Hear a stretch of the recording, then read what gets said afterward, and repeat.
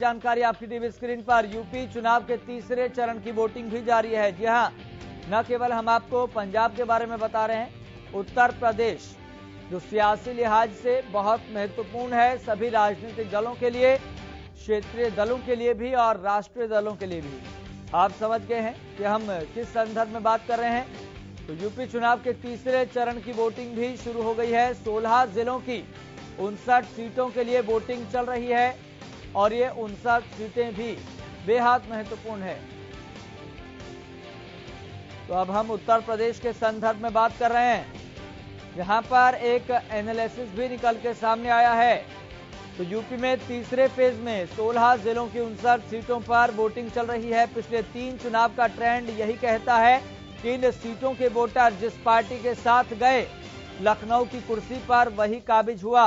और सिर्फ यही नहीं, इन सीटों के वोटर्स ने जिस पार्टी को भी वोट दिया, छप्पड़ फाड़ के दिया है। जी हां, बात भले ही 2017 की हो, 2012 की हो या फिर 2017 के विधानसभा चुनाव की हो। 2007 की बात करें तो इन 59 में से बसपा को 28 सीट मिली थी। 2012 में सपा ने 37 सीटों पर जीत दर्ज की थी और 2017 की मोदी लहर में भाजपा ने 49 सीटों पर जबरदस्त जीत हासिल की थी। यानी कि ट्रेंड बदलता है, 2012 का भी, 2017 का भी और 2022 से देखना होगा क्या ट्रेंड रहता है। फिलहाल आपको बता दें, आसिफ हसन हमारे साथ जुड़ गए हैं ज्यादा जानकारी के साथ। आसिफ हसन, ट्रेंड तो बहुत कुछ इशारा करता है, लेकिन ये ट्रेंड अब की बार कितना बदला बदला नजर आ रहा है? जी बिल्कुल बता दें यश आपको कि जो ये आज जो यहाँ पर 16 जिलों की 59 सीटों पे जो चुनाव हो रहा है, बिल्कुल इसकी जो भौगोलिक स्थिति है, जो सामाजिक स्थिति है और जो जातीय समीकरण है वो बिल्कुल अलग है।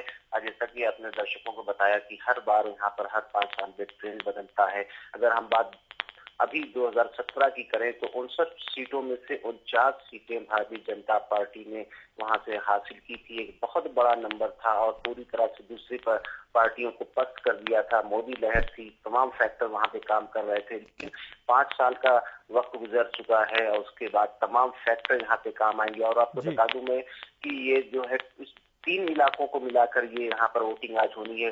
कुछ इलाके पश्चिमी उत्तर प्रदेश के हैं, पूरा बुंदेलखंड है और अवध प्रांत का कुछ हिस्सा इसमें आता है, जो आज यहाँ पर वोटिंग शुरू हो चुकी है सुबह 7 बजे से। तो बहुत कुछ चीजें बदलेंगी, बहुत सारे मुद्दे हैं, किसान का आंदोलन चाहे हो, चाहे बेरोजगारी हो, चाहे महंगाई हो, इन तमाम चीजों का है। और दूसरी वहीं तरफ जो है समाजवादी पार्टी की जो जिसको यादव पट्टी कहा जाता है, यादव बेल्ट कहा जाता है, अपने अस्तित्व को बचाने के लिए पूरी जद्दोजहद में होगी। वहीं भारतीय जनता पार्टी 2017 के जो करिश्माई यहाँ पर जो प्रदर्शन किया था उसको दोहराने की पूरी कोशिश में जी तोड़ से लगी है। आज वोटिंग शुरू हो गई है। अब शाम तक ये ट्रेंड मालूम होगा कि लोगों ने किसके पक्ष में ज्यादा मतदान किया है। यश ठीक है आसिफ, बहुत बहुत शुक्रिया जानकारी साझा करने के लिए। तो बड़ी जानकारी हम आपको बता रहे हैं, 2007, 2012 या फिर 2017 के विधानसभा चुनाव की करें।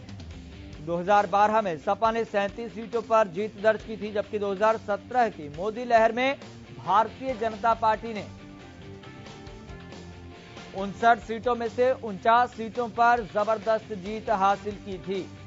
ऐसे में भारतीय जनता पार्टी और सपा गठबंधन के सामने अपनी साख बचाने के लिए चुनौती है। सियासी जानकार ये भी कहते हैं कि यह सीटों के हार जीत का गणित जातीय समीकरण के इर्द गिर्द रहता है। राष्ट्रीय या फिर प्रदेश के मुद्दों का यहाँ कोई खास असर नहीं होता है। इनमें मैनपुरी, इटावा, औरैया जैसे सपा के गढ़ हैं। इसके अलावा गैर यादव वोटर हैं।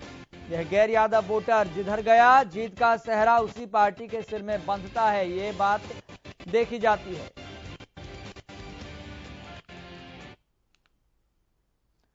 चलिए इसी बीच आपको एक और बड़ी जानकारी से अपडेट कर दें। बड़ी जानकारी आपको बता दें, यूपी चुनाव के तीसरे चरण की वोटिंग शुरू हो गई है। 16 जिलों की 59 सीटों के लिए वोटिंग हो रही है।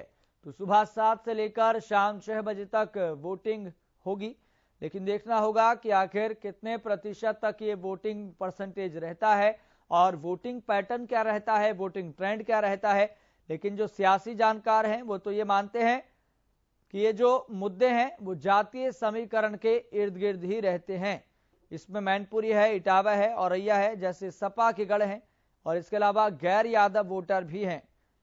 तो यह गैर यादव वोटर जिधर गया जीत का सेहरा उसी पार्टी के सिर सजता है, ये भी बात देखी जाती है ट्रेंड के आधार पर। तो वहीं बात करें तीसरे चरण में पश्चिमी उत्तर प्रदेश के फिरोजाबाद, हाथरस, मैनपुरी, एटा और कासगंज की 19 सीटें हैं। बुंदेलखंड के 5 जिलों झांसी, जालौन, ललितपुर, हमीरपुर और महोबा की 13 सीटें हैं। अवध क्षेत्र के कानपुर, कानपुर देहात, औरैया, फर्रुखाबाद, कन्नौज और इटावा की 27 विधानसभा सीटों पर वोटिंग है। वहीं 16 जिलों की 59 सीटों में से 30 सीटों पर यादव वोट सबसे ज्यादा हैं। तो इसे यादव बेल्ट भी कहा जा सकता है और यह भी माना जाता है कि यादवों के लैंड में जिसने भी सेंधमारी कर ली, समझो कि उसका काम हो गया, उसकी बात बन गई। लेकिन वोटिंग परसेंटेज तीसरे चरण में क्या रहता है, ये देखने वाली बात होगी। फिर उसके बाद और बेहतर तरीके से आकलन किया जा सकता है, मूल्यांकन किया जा सकता है। लेकिन सियासी जानकार इसे इस तरीके से देखते हैं कि इन 59 सीटों पर कोई राष्ट्रीय मुद्दा या फिर कोई स्थानीय मुद्दा इतना ज्यादा जरूरी नहीं माना जाता है, लेकिन जातीय समीकरण बहुत महत्वपूर्ण माना जाता है और इसके साथ साथ यादव वोटर यहां पर बहुत महत्वपूर्ण है और सबसे ज्यादा संख्या में है।